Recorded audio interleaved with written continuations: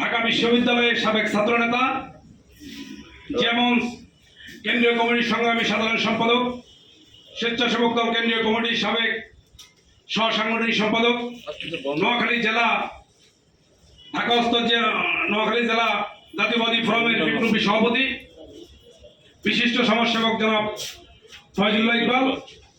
উপস্থিত আছেন কেন্দ্রীয় কমিটির সভাপতি, সাধারণ সম্পাদক, সাংগঠনিক সম্পাদক ও বিভিন্ন জেলার থেকে প্রেসিডেন্ট, সেক্রেটারি, ঢাকা মহানগর উত্তর দক্ষিণের বিভিন্ন পর্যায়ের নেতৃবৃন্দ, ভাই ও বোনেরা, আসসালামু আলাইকুম।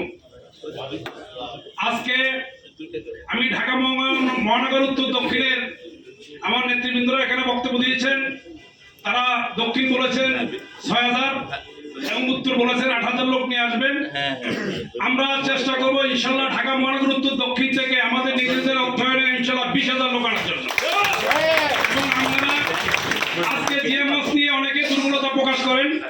আমি স্বেচ্ছাসেবক দল কেন্দ্রীয় কমিটির সহ সাংগঠনিক সম্পাদক, আমাদের সাধারণ সম্পাদক ও স্বেচ্ছাসেবক দল কেন্দ্রীয় কমিটির সহ সাংগঠনিক সম্পাদক, আমার বড় ভাই জামাল ভাইও কেন্দ্রীয় কমিটির স্বেচ্ছাসেবক দলের সাবেক মেম্বার। এখানে বিভিন্ন বিএনপির বিভিন্ন অঙ্গ সংগঠন, যুবদল, ছাত্র দলের নেতৃবৃন্দরা এখানে আছে।